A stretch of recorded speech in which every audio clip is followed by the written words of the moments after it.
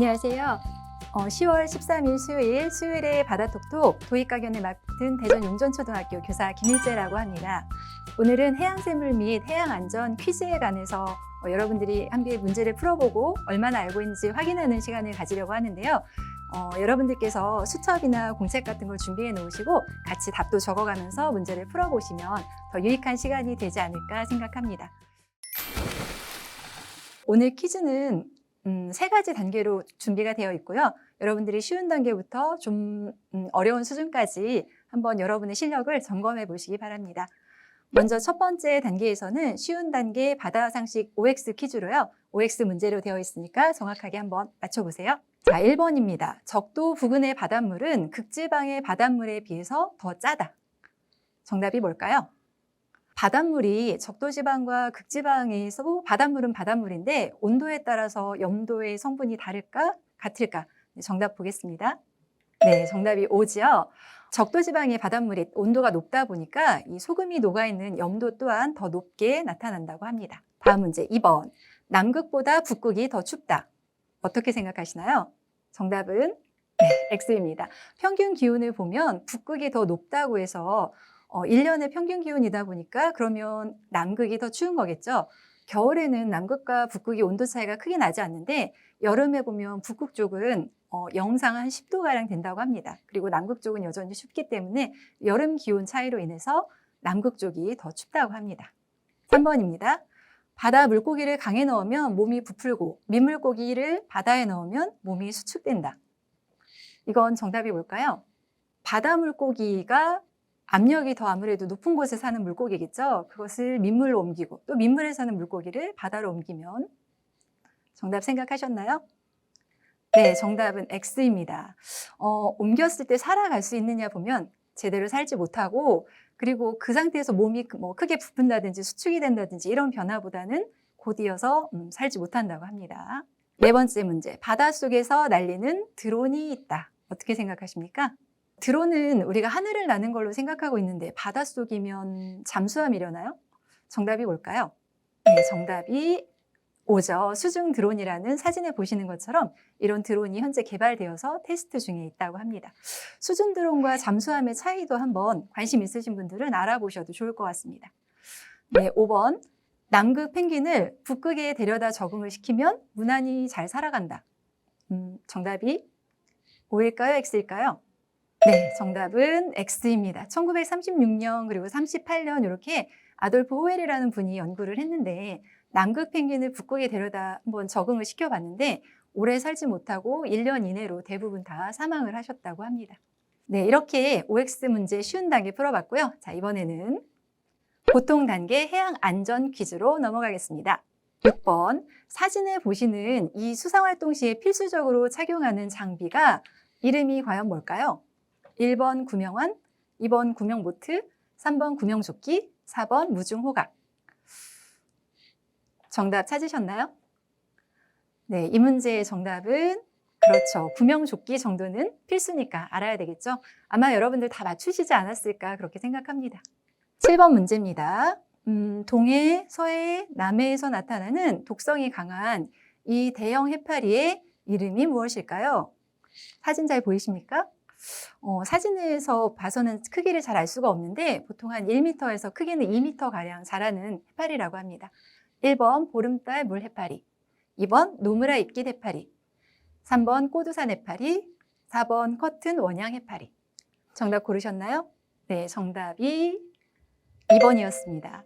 그리고 이러한 해파리들은 우리나라에서 발견되는 종이 훨씬 많은데 죽어있는 해파리들이 해안가에 다닌다고 해서 여러분들이 만졌을 때 그 촉수가 살아있기 때문에 위험할 수도 있다고 합니다. 8번 할게요. 해파리에 쏘였을 때의 대처 방법으로 바른 것을 골라봅시다. 자, 1번 병원으로 재빨리 뛰어간다. 2번 즉시 알코올이나 소독약을 구해서 뿌린다. 3번 장갑이나 핀셋을 이용해 촉수를 제거한다. 4번 쏘인 곳을 따뜻하게 손으로 만져준다. 자, 다시 한번 읽어보고 정답을 골라보세요. 네, 정답을 몇 번으로 고르셨나요? 한번 정답부터 확인해 보겠습니다. 네, 그렇죠. 3번이었죠. 그 몸에 붙은 촉수에도 독이 있기 때문에 이 촉수의 독이 더 위험할 수도 있는 거고요. 그 촉수를 제거할 필요가 있겠죠. 1번 병원으로 재빨리 뛰어간다. 이 뛰어가면서 움직이면 이 사람이 근육이 움직이다 보니까 촉수가 몸으로 더 파고든다고 하고요. 그리고 2번 알코올이나 소독약을 구에 뿌리는 것도 마찬가지 촉수가 움츠러들면서 피부 속으로 들어간다고 합니다. 그리고 4번에 쏘인 곳을 따뜻하게 손으로 만져주게 되면 사람의 온도에 의해서도 마찬가지로 피부 겉쪽에 있던 이 촉수가 피부 안쪽으로 들어간다고 하니까 더 제거가 어려워진다고 하죠. 그래서 일단은 제자리에서 119에 신고하고 기다리면서 장갑이 있다면 핀셋 같은 걸로 이용해서 촉수를 제거하고 기다리는 게 좋을 것 같습니다. 자, 9번 하겠습니다. 바다의 크고 사나운 물결을 뜻하며 완만하게 이동하던 파도가 급격한 경사를 이루며 치는 것을 우리는 무엇이라고 부를까요? 네, 1번 고리형 파도, 2번 이완성 파도, 3번 강수형 파도, 4번 너울성 파도. 네, 지금 이 파도 같은 경우에는 이 먼 바다에서는 그렇게 급격한 급경사 파도가 아니기 때문에 많이 위험하다 생각하진 않지만 가까운 곳으로 올수록 이 파동이 더 높아지는 거죠. 그래서 바닷가, 해안가에 도착을 했을 때는 사람들이 휩쓸리기 쉽고 위험을 줄 수 있는 그런 파도입니다.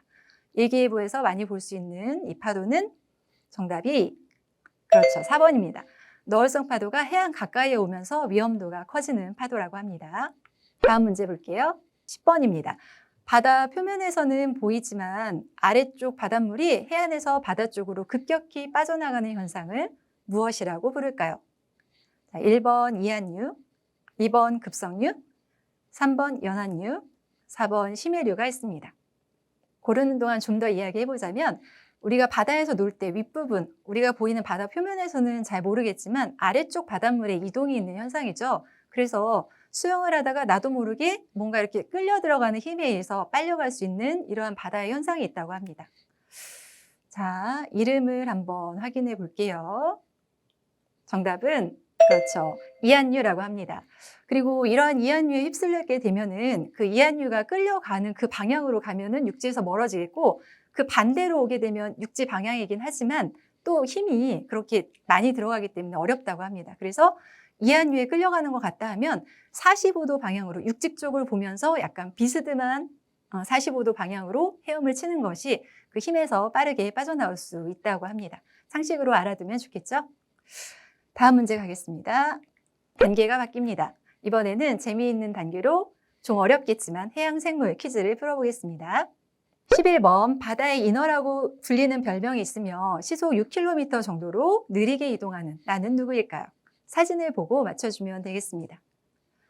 우리가 육지 위에 살다 보니까 물속에 있는 생물하고는 친하지 않은데 이러한 생물들은 굉장히 심해 깊은 곳에 살기 때문에 우리가 쉽게 볼 수 있는 그런 동물은 아니겠죠? 한번 잘 생각해 봐서 사진의 힌트를 통해서 정답을 골라보세요. 1번 맘모스, 2번 매너티, 3번 브리티클, 4번 바다 코끼리 중에 정답은 몇 번일까요? 네, 정답을 보겠습니다. 그렇죠. 2번 매너티였습니다. 사진에 있는 동물이 매너티인데 매너티 가족이 귀엽게 보이죠? 그래서 이런 캐릭터 인형 같은 것들도 있긴 하더라고요. 시판되는 게 있고 그리고 이 매너티는 체격이 방금 나온 것처럼 350kg 이상의 초식 동물이라고 합니다. 그래서 깊은 바다에서 사는데 이동도 굉장히 느리고 이렇게 우리가 쉽게 볼 수 없는 동물입니다. 다음 13번 문제 보겠습니다. 다음 중 가장 똑똑한 해양생물은 누구일까요? 해양생물들이 나와 있는데 똑똑한 걸 어떻게 할 수 있을까 고민 한번 해보시고 네, 1번 펭귄, 2번 문어, 3번 돌고래, 4번 해달 중에 정답이 있습니다. 일단 한번 골라보세요. 네, 정답 한번 보겠습니다. 뭘로 골랐을지 여러분들의 정답이 궁금한데요. 정답은 네, 1번 돌고래였습니다. 지금 사진에 있는 글자에 보면 이 내용은 피라에서 운영하는 수피랑이라는 블로그에 있는데요. 가장 똑똑한 해양생물 1위로 돌고래가 꼽혔다고 합니다. 그리고 피라라는 곳이 여러분들이 해양수산부에서 운영하고 있는 해양안전 교육 자료도 많이 있는 곳이기 때문에 관심 있는 친구들은 한번 찾아봐도 좋을 것 같습니다. 자, 돌고래가 상대의 말이 끝나면 자신들의 말을 하는 굉장히 영특한 지능을 가졌다고 해서 이렇게 1위로 꼽히게 된 것 같습니다. 다음 14번 문제입니다. 다음 그린란드 상어에 대한 설명으로 틀린 것을 골라봅시다. 그린란드면 북쪽이고 북극이라고 생각하면 됩니다. 북극 상어, 그린란드 상어에 대한 설명 1, 2, 3, 4번 보겠습니다. 1번, 유일한 북극상어이다. 유일한지의 여부? 자, 2번, 임진왜란 때 태어나 아직까지 사는 것도 있다. 굉장히 나이가 많겠죠? 임진왜란이 1592년입니다. 자, 그 다음 3번, 어두운 바닷속에 살기 때문에 시력이 좋다. 네, 그럴 수도 있을까요? 어두우니까. 그리고 4번, 최대 5m까지 자란다. 만나본 적도 없고 미터는 좀 어려울 수도 있죠. 네, 일단 정답을 좀 골라봅시다. 쉽지 않을 것 같습니다. 네, 정답이 그린란드 상어 같은 경우 깊은 바다에 살다 보면 시력이 나빠졌다고 합니다. 그리고 유일한 북극상어라는 건 맞고요. 이번에 최근에 발견된 그린란드 상어가 나이를 계산해 보니까 512년 정도 됐다고 하고요. 그렇게 되면 임진왜란 때부터 아직까지 살아있다라고 할 수 있다고 합니다. 굉장히 오래 살죠. 그리고 4번처럼 최대 5m까지 자란다고 합니다. 자, 이제 벌써 마지막 문제에 다다랐는데 잘 맞추고 있습니까? 마지막 문제까지 마저 풀어보겠습니다. 15번, 북극곰에 대한 설명 중 사실이 아닌 것을 골라봅시다. 자, 1번, 눈 속에 만든 굴에다 새끼를 낳는다.